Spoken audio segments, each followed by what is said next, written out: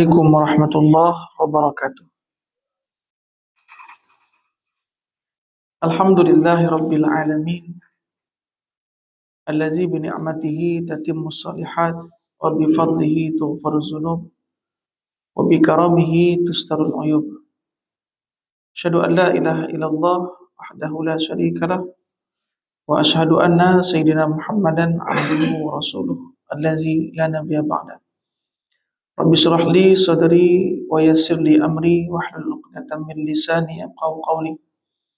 Alhamdulillah, syukur kita kepada Allah, selawat kepada Rasulullah sallallahu alaihi wasallam. Allahumma salli ala sayyidina Muhammad wa ala ali sayyidina Muhammad. Allahumma salli ala sayyidina Muhammad wa ala ali sayyidina Muhammad. Allahumma salli ala sayyidina Muhammad wa ala ali sayyidina Muhammad. Alhamdulillah, kita sambung kajian kita mengenai dengan perbincangan dan kesimpulan. Jadi perbincangan dan kesimpulan beriman kepada malaikat. Yang pertama, kita kena i'tiqad, meyakini dengan keyakinan yang penuh, i'tiqadul jazim, bahawa bagi Allah Subhanahu wa taala ada makhluk yang bernama malaikat. Allah mempunyai makhluknya, iaitu yang Allah ciptakan, yang bernama malaikat, yang diciptakan daripada nur, terutama. Jadi malaikat ni Allah cipta daripada nur, cahaya. Sebagai simbol satu sebut dengan ikhlas. Sebab itulah malaikat ni la ya'sunallaha ma amarahu wa yaf'aluna ma yu'marun. Malaikat ini dia setiap apa yang Allah perintahkan dia buat, dan dia tidak maksiat kepada Allah. La ya'sunallah, dia tidak berbuat maksiat kepada Allah. Yang kedua, malaikat-malaikat tidak pernah menderhaka dan membantah perintah Allah. Jadi malaikat ni, dia apa-apa yang Allah perintahkan dia ikut, dan dia buat, dan dia tetap dalam keadaan seperti itu. Allah ciptakan malaikat dan Allah perintahkan sujud sampai bila-bila, sampai hari kiamat. Sampai bila-bila sujud. Allah ciptakan malaikat, Allah perintahkan dia untuk menanggung arsy, hamalatir arsy, dia tetap juga kan selama-lama dia macam tu. Maka malaikat ni la ya'sunallahu ma amarahu wa yaf'aluna ma yu'marun. Itu malaikat. Allah ciptakan malaikat khas untuk mendoakan orang beriman. Dia doakan orang beriman je. Kan? Dan yang ketiga, malaikat ni adalah makhluk Allah Subhanahu wa taala dalam alam ghaib, dalam alam ruh dan alam dunia. Jadi malaikat ni satu makhluk dalam alam ghaib yang bertugas dalam alam ruh. Sebab itulah malaikat ni dia bertugas di alam ghaib, bertugas dalam alam ruh, dan dia juga ada tugasan dia di alam dunia ni. Dan yang kita wajib beriman terhadap kewujudan malaikat Allah Subhanahu wa taala. Kita wajib beriman, meyakini kewujudan malaikat Allah Subhanahu wa taala itu wujud, ada. Nah, seperti mana sebelum ni kita kaji malaikat hafazah, itu ada. Ada dua orang malaikat yang Allah Subhanahu wa taala utus pada tiap-tiap pagi, yang mendoakan orang dermawan bahawa manusia akan dicipta atau dilantik menjadi khalifah di muka bumi Allah Subhanahu wa taala. Seperti mana dalam awal surah Al-Baqarah Allah Subhanahu wa taala berfirman. Jadi wa idz qala rabbuka lil malaikati inni ja'ilun fil ardi khalifah. Ketika mana Allah Subhanahu wa taala mengiklankan di hadapan para malaikat, inni ja'ilun fil ardi khalifah.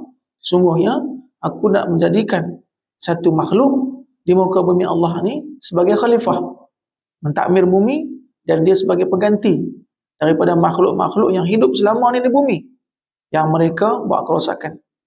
Khalifah. Jadi Allah Subhanahu wa taala telah pun maklum kepada malaikat Allah Subhanahu Wa Taala menciptakan dan melantik manusia sebagai khalifah di muka bumi Allah. Jadi khalifah ini tugasan dia banyak dan juga hak dia pun ada banyak juga. Yang khalifah, pengganti, tugasan dia banyak, tapi dia ada hak dan dia makhluk yang mulia. Sebab itulah kemuliaan dengan tugasan itu dia padan. Dia sama. Seperti mana Allah telah muliakan Bani Adam, Bashar ni, manusia ni, begitu jugalah tanggungjawab dia pun berat juga. Menjadi khalifah, menjadi pemimpin di muka bumi Allah Subhanahu Wa Taala.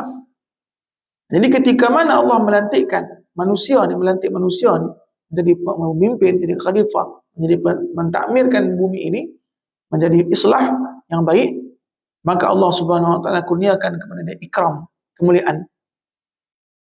Sebab itu Allah sujud, Allah perintahkan sujud malaikat kepada Adam, kepada Abul Bashar, iaitu ayah daripada manusia, ayah kita semua. Jadi cikal bakal kita Nabi Adam AS, semua kita ni. Jadi Allah perintahkan sujud. Siapa? Malaikat kepada Nabi Adam AS. Sujud apa nama dia? Ikram, iaitu memuliakan. Allah muliakan. Sebab apa? Allah berikan tugasan besar dan dia berhak dapat kemuliaan. Berhak dapat kemuliaan. Tapi ketika mana? Ni kena ingat. Ketika mana dia tak buat tugasan yang besar tu, maka Allah cabut kemuliaan tu. Allah ambil kemuliaan tu. Ikram tu, kemuliaan tu Allah ambil. Maka apa? Allah jadikan dia hina. Sebab tu dia lebih hina daripada binatang. Lebih kurang macam kita lah. Seorang yang kita lantik jadi pemimpin. Kan? Tugasannya besar. Besar tugasan pemimpin. Dalam masa yang sama, kemuliaan pun dia dapat. Semua beri. Kenderaan. Kan? Tak dapat minyak, ada apa, mandu, ada rumah, semua ada. Sebab apa? Dia sama dengan tanggungjawab yang besar tadi. Kemuliaan pun dia dapat besar juga. Hormat dia. Kan? Di mana-mana beri. Gaji besar juga. Sampadan. Tapi ketika mana dia tak buat tugasan dia, apa yang berlaku? Orang benci dia. Kan? Orang akan ambil. Orang tak mau. Orang akan sumpah dia. Jadi macam itulah. Itu kita. Walillahi masalul a'la. Allah Subhanahu Wa Taala melantik manusia ni menjadi khalifah. Beban dia berat. Tanggungjawab dia berat. Dan kemuliaan Allah bagi. Laqad karramna bani Adam. Malaikat sujud. Kan? Kepada Nabi Adam. Dan juga semua yang ada Allah ciptakan di atas muka bumi Allah ini khas untuk apa? Untuk memuliakan manusia. Untuk memudahkan manusia. Semua yang Allah ciptakan. Semua tunduk kepada manusia. Cuba kita tengok apa yang tidak boleh ditundukkan oleh manusia ataupun apa yang tidak tunduk pada manusia. Allah tundukkan semuanya. Sama ada besar ke kecil. Gajah pun Allah tundukkan manusia. Gajah besar tu tapi boleh dikendalikan oleh manusia. Masya Allah. Sebab apa? Sebab ikram, kemuliaan manusia ni. Walaqad karramna bani Adam. Allah telah muliakan anak Adam tadi. Sehingga dia apa? Sehingga dia dapat kemuliaan juga, dapat sesuatu keistimewaan kepada dia. Tetapi ingat kata Allah, ketika mana kemuliaan itu, tanggungjawab yang kamu tidak laksana, maka Allah ambil kemuliaan tadi. Maka ketika Allah kata, Allah ambil kemuliaan ni, maka Allah biarkan dia sesat. Dan dia sesat lebih teruk daripada binatang. Allah.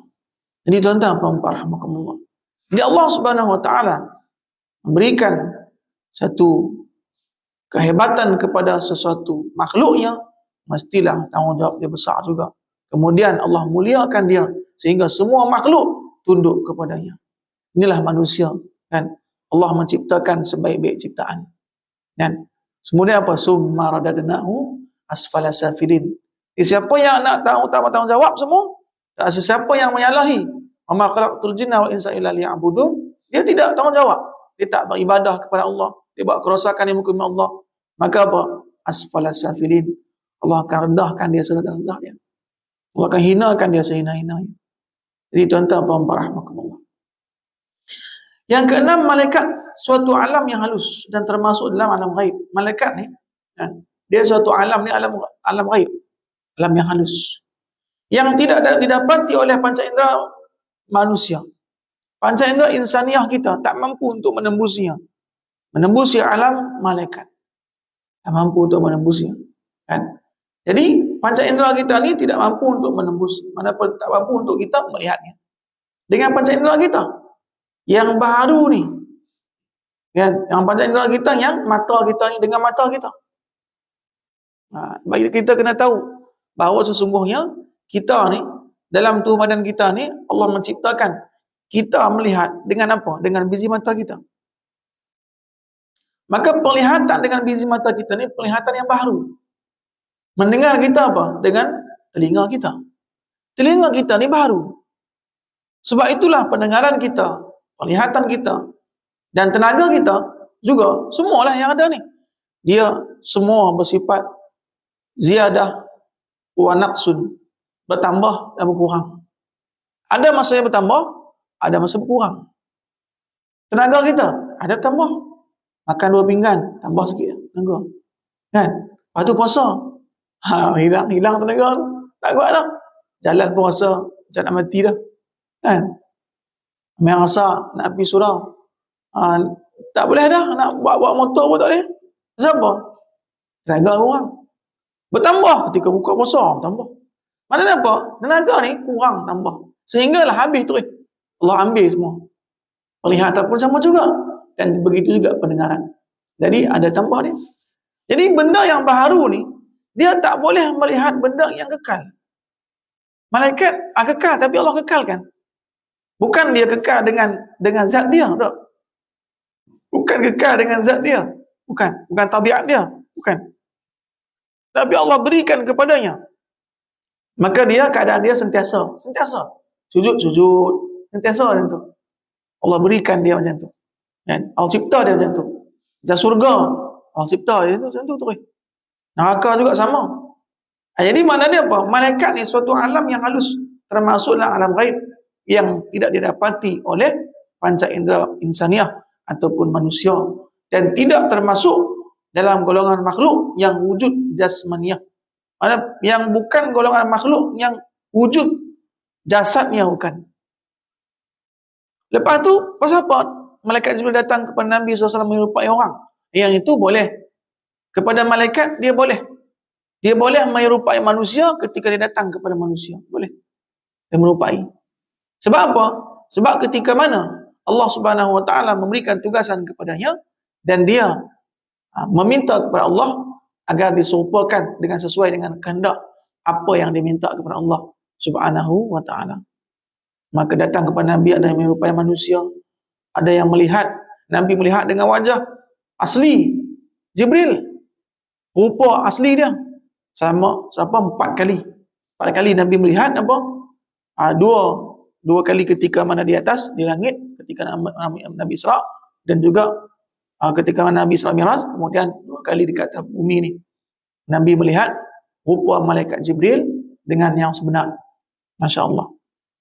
Jadi malaikat hidup dalam suatu alam yang berlainan. Jadi malaikat ni dia hidup, tapi alam berlainan, tak sama dengan alam manusia. Alam hidup berlainan. Sebab ketika mana dia masuk ke alam manusia, maka dia terikat dengan hukum hakam alam manusia. Begitu juga alam jin. Jin ketika mana dia masuk dengan alam manusia ni, kan, dia terikat dengan alam jasad, jisim. Agak terikat. Maka semua yang berlaku ke atas manusia berlaku ke atasnya juga kalau dia menyerupai manusia. Kalau hantu contoh menyerupai manusia. Jadi yang berlaku ke atas kita berlaku ke atas dia. Sakit kita pukul dia, sakit kita pukul, kita sakit kan? Dia pun kita pukul sakit ketika mana menyerupai kita. Jadi malaikat ni dia hidup di suatu alam yang berlainan dengan alam manusia. Dia hidup tapi berlainan dengan alam manusia. Malaikat itu tidak pernah dilihat oleh manusia. Malaikat itu tak pernah dilihat oleh manusia. Kalau ada satu rakaman apa ada malaikat itu bukan. Bukan. Dan ni kan boleh buat kan. Boleh orang tipu, kan, macam-macam boleh tipu.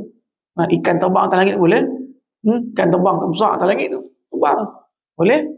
Sebab apa? Macam-macam orang buat alat ni. Manusia. Allah ciptakan akal fikirannya. Dan dia boleh mencipta macam-macam. Bagi manusia cipta. Masya Allah. Daripada mana tu? Akal, fikiran yang Allah telah berikan kepada yang an-numu.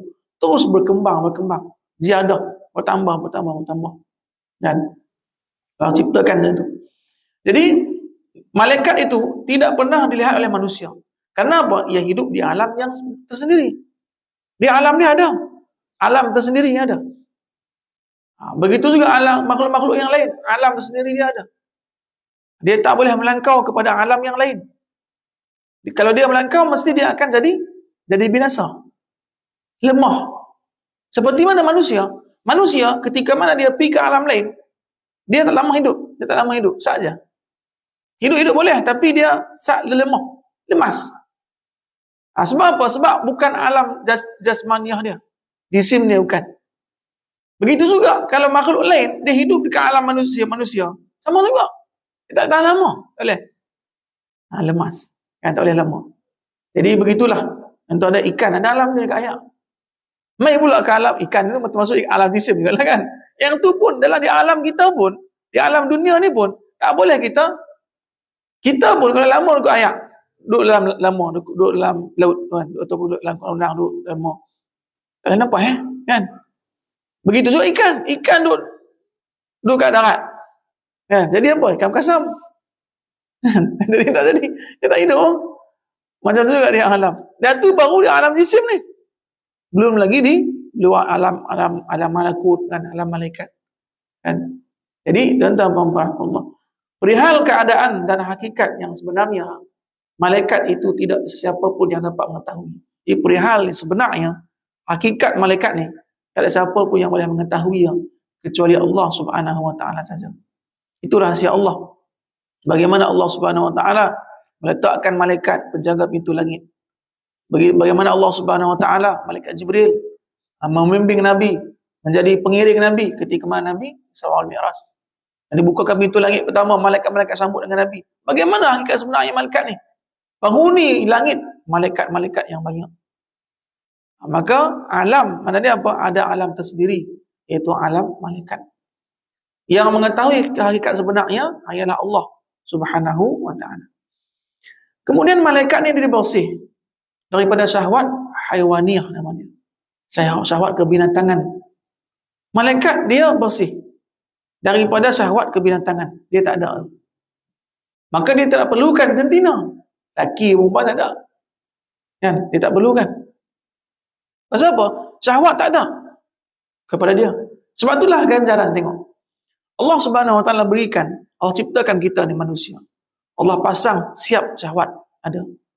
Dan begitulah Allah muliakan kita. Ketika kita mampu mengawal syahwat kita, Allah tinggikan kita daripada malaikat. Pasal apa? Sebab malaikat dia tak ikut syahwat dia sebab dia tak ada syahwat. Kan? Memang pun. Tapi ketika manusia ada syahwat dia dan dia kawal syahwat dia itu sesuai dengan tuntutan agama, maka dia lebih tinggi nilai daripada malaikat. Sebab itu dah Allah perintahkan sujud malaikat kepada Nabi Adam AS. Sebab apa? Sebab ni cikapan manusia ni ada ramai yang lebih hebat kedudukannya daripada malaikat itu sendiri. Masya Allah. Kan? Sebab apa? Sebab hamba-hamba yang taat kepada Allah, kan? Yang dia mengawal syahwat dia. Bukan makna dia tinggalkan syahwat dia, tak boleh. Sebab apa? Itu sifat tabiat kita. Ataupun asal semula jadi kita tu. Fitrah nama dia. Tapi bagaimana dia mampu untuk mengawal dia? Dia mengawal dia untuk apa? Untuk dia taat kepada Allah, ikut acuan yang Allah tentukan. Maka orang yang seperti ini lebih tinggi nilai daripada malaikat itu sendiri. Masya Allah. Kan? Jadi, malaikat-malaikat ni, dia tak ada syahwat haiwaniah. Dan jauh daripada keinginan hawa nafsu. Perbuatan-perbuatan dosa tak ada. Jadi ketika mana syahwat tak ada, perbuatan dosa ni jauh daripada diri dia. Dan dia tidak ada keinginan untuk berbuat dosa. Malaikat-malaikat tidak seperti hidup manusia. Malaikat-malaikat ni tak sama dengan hidupnya manusia. Tak sama. Kan? Mereka tidak makan, tidak minum, tidur pun tidak berkahwin. Yang itu ada pada manusia. Bashar, sifat kemanusiaan itu ada. Kita makan, minum, kita tidur. Kan? Kita tidur. Kita juga berkahwin. Kan? Jadi semua tu tiada kepada malaikat. kepada manusia dah. Kan? Maka Nabi SAW kata apa? Nabi SAW menikah, Nabi puasa dan Nabi berbuka. Berkata Nabi, "Faman raghiba an sunnati falaysa minni." Orang yang tak suka akan sunnahku, kata Nabi, cara aku ni, orang tak suka bukan daripada golonganku.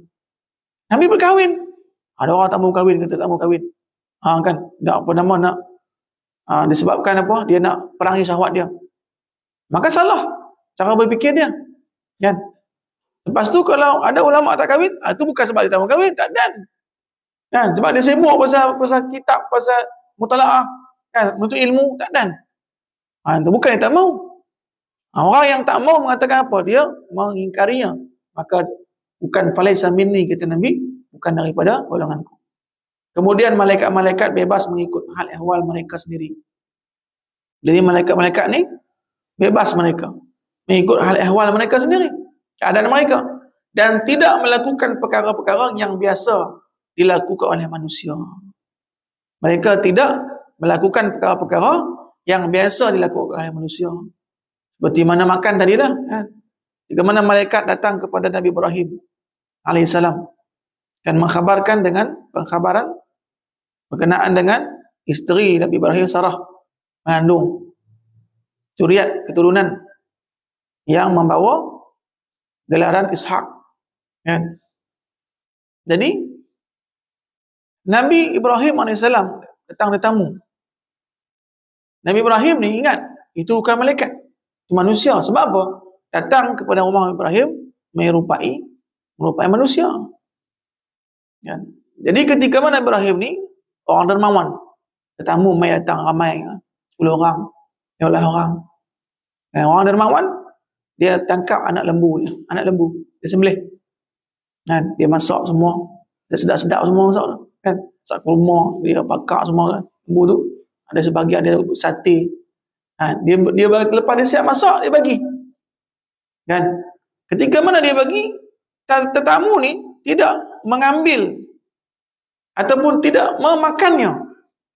Maka Nabi Ibrahim ni rasa terkejut. Takut, kan? Takut pun ada, terkejut pun ada. Takut ada. Sebab apa? Sebab kalau ketika mana tetamu tak mengambil makanan tuan rumah tu, makna dia ada berita yang disampaikan ni berita tak baik.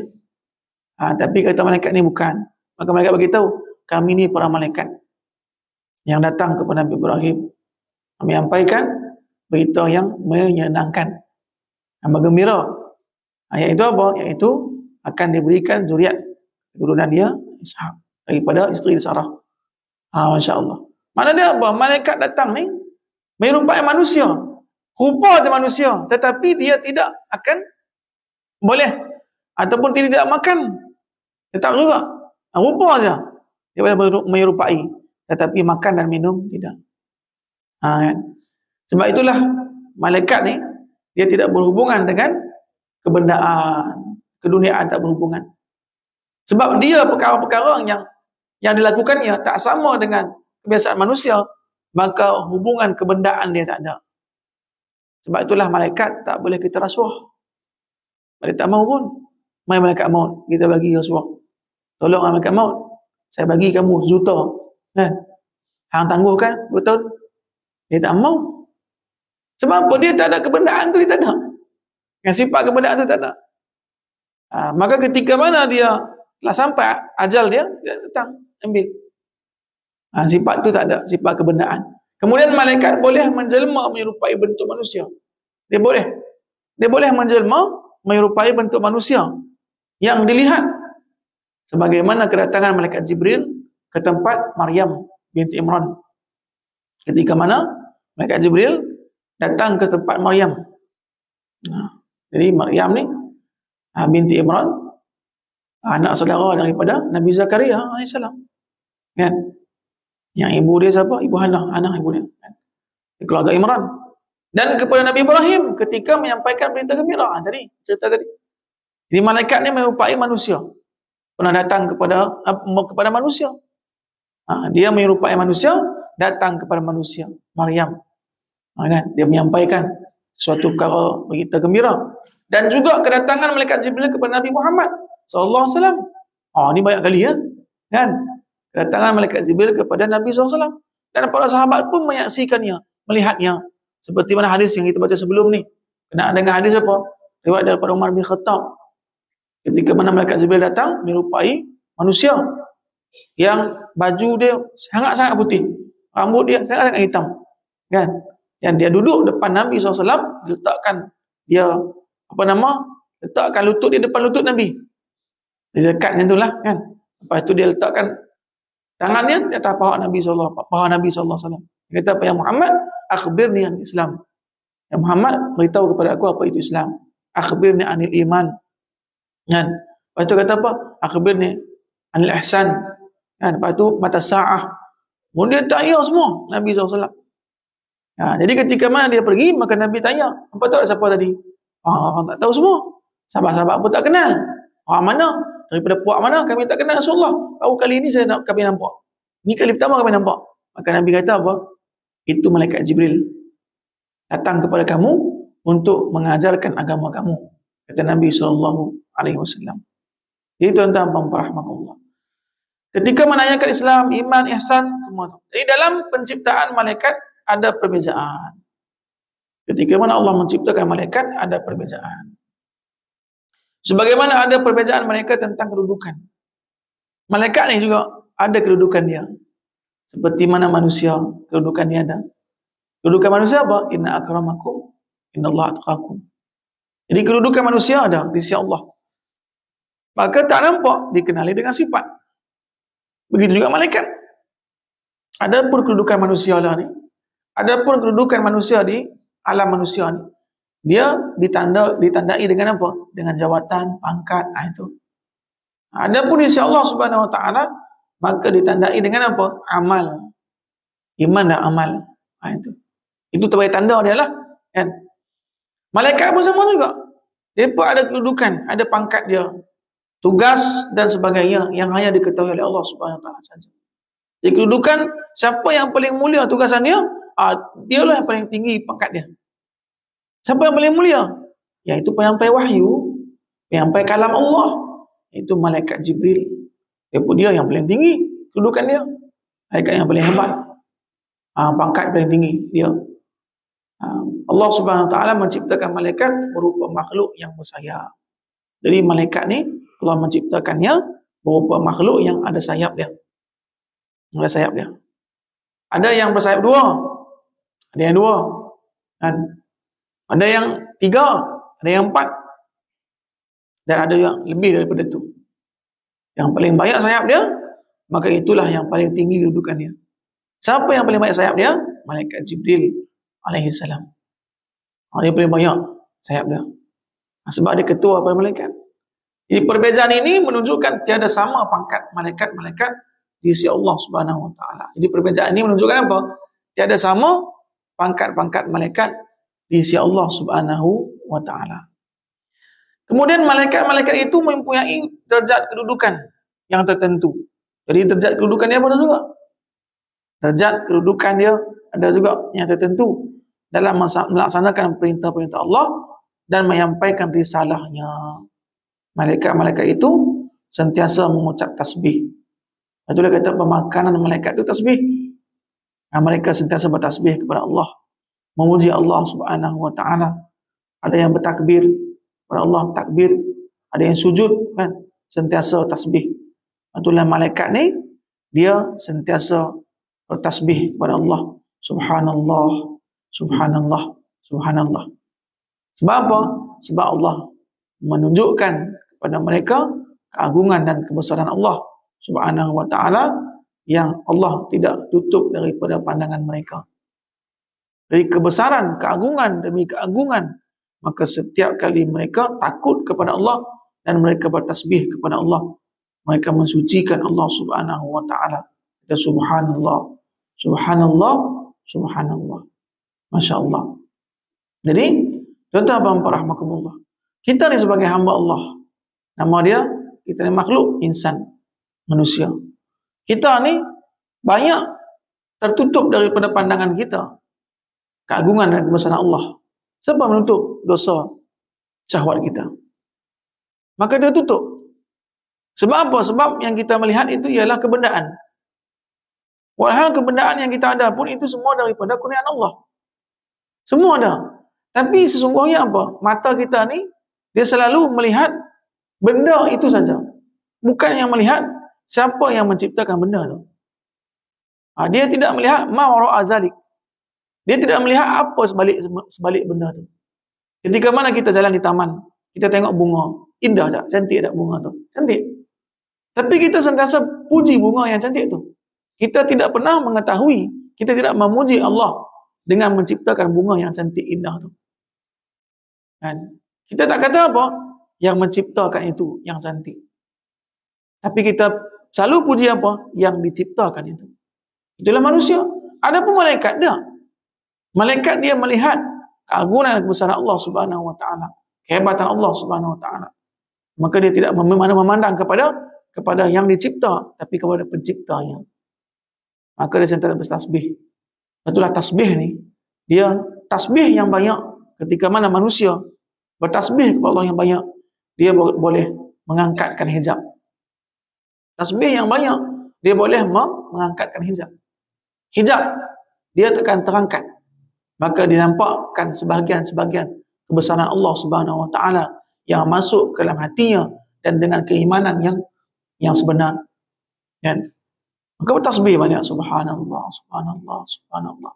Di lama-lama dia akan hijab kita ni ada yang masa tu terangkat. Kita melihat keagungan Allah Subhanahu wa taala. Kita sedari, kan? Walaupun semua itu keagungan Allah, semua kita ada ni. Wa fi anfusikum afala tubsirun. Tapi banyak kita tidak menyadarinya.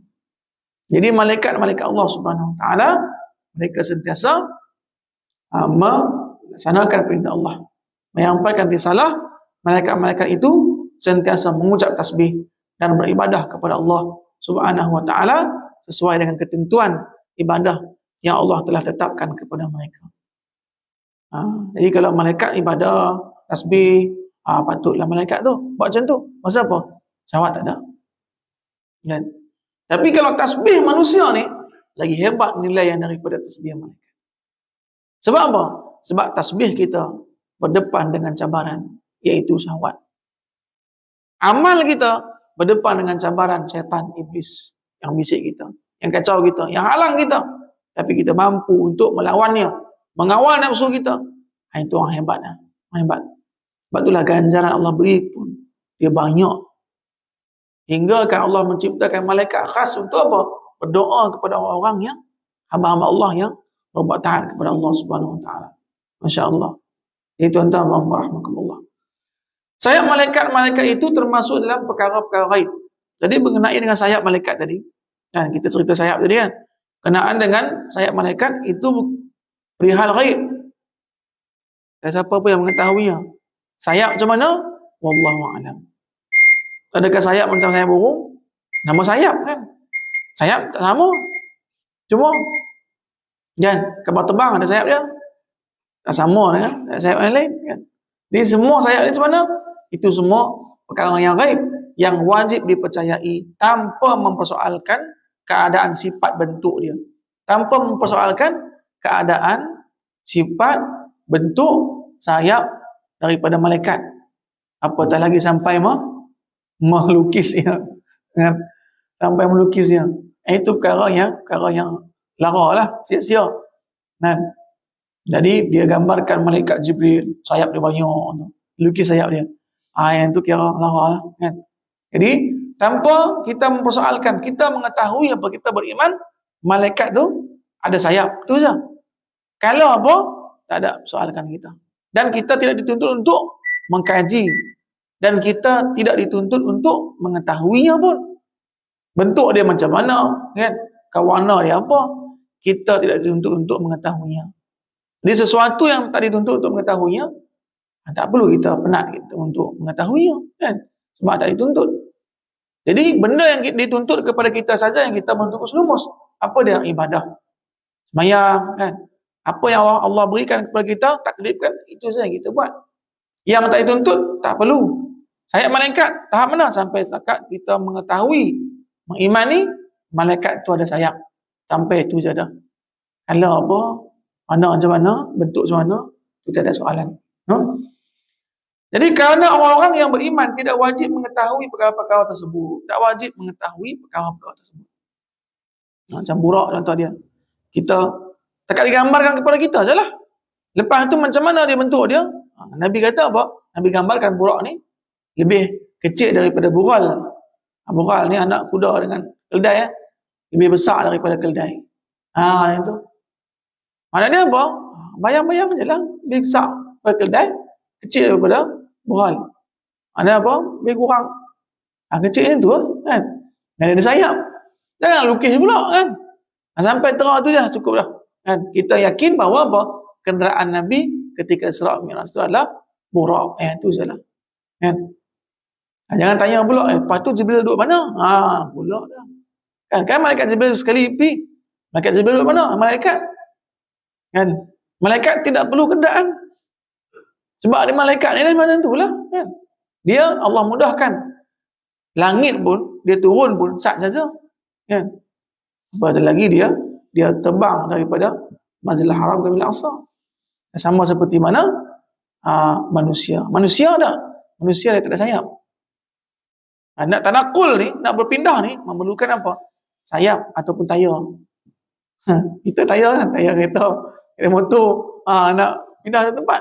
Memerlukan tu. Tepuk kaki ataupun sayap terbang. Kita kena naik kenderaan. Sebab itulah sifat Allah jadikan juga, Allah berikan. Kalau tidak mudah bagi Allah, nak pindahkan mudah je. Tapi Allah turunkan kenderaan yang mana memberak. Sebab apa? Manusia. Ketika mana dia berpindah, mesti dia dengan sebab menggunakan itu dengan izin Allah juga. Kan? Dengan kehendak Allah juga. Jadi, betulah banyak perbahasan dalam berkenaan dengan cerita-cerita Mi'raj ni. Kan? Kadang-kadang perbahasan itu ada yang, tapi tiada yang mengatakan ataupun tiada orang yang beriman meyakini sepenuh keyakinan. Sebab apa? Sebab yang mengkhabarkan itu Nabi sallallahu alaihi wasallam dan Al-Quranul Karim. Maka dia imani bagaimanapun keadaan itu. Kemudian malaikat-malaikat ni mempunyai bilangan yang ramai. Malaikat ni ramai. Lebih ramai daripada manusia. Malaikat ni bilangan dia ramai. Tidak diketahui jumlahnya kecuali Allah sahaja. Tidak diketahui jumlahnya melainkan Allah sahaja mengetahuinya. Mereka juga mempunyai nama-nama yang tersendiri sebagaimana yang tersebut dalam Quran, Sunnah, asar sahabat, dan juga mempunyai tugas masing-masing yang telah ditentukan oleh Allah Subhanahu wa taala seperti mana kita baca sebelum ni. Dan jadi tugasan mereka ada. Allah berikan tugasan dia. Maka setiap malaikat yang Allah berikan tugasan, maka dia perbuat dengan sempurna.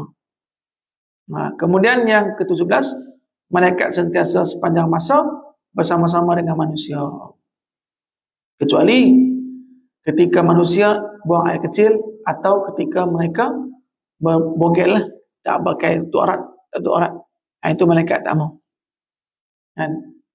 Jadi ketika dia bertandas ataupun mereka tutup aurat.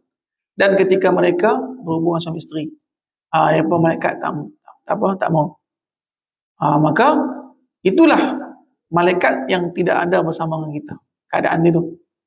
Keadaan kita mana buka aurat, ketika mana kita duduk kat tandas, ataupun kita berhubungan suami isteri. Dan yang terakhir, malaikat-malaikat mempunyai tugas masing-masing dalam alam ruh. Daripada tugasan mereka di alam ruh, di samping menjalankan tugas mereka dalam alam dunia, mempunyai hubungan yang khusus dengan manusia. Ada hubungan kait dia. Ada hubungan khas kepada manusia. Nama dia apa? Hubungan tugas yang Allah hantar kepada manusia. Masya Allah. Jadi semua itu atas kehendak Allah Subhanahu wa ta'ala, seperti mana kita kaji sebelum ni, iaitu malaikat hafazah, malaikat yang penjaga manusia ni. Maka dia sentiasa ikut perintah Allah, sentiasa berdamping dengan manusia. Maka ketika mana Allah izinkan dia untuk bertindak menolong manusia itu, maka dia menolong manusia itu dengan kehendak Allah. Itulah kita minta doa kepada Allah.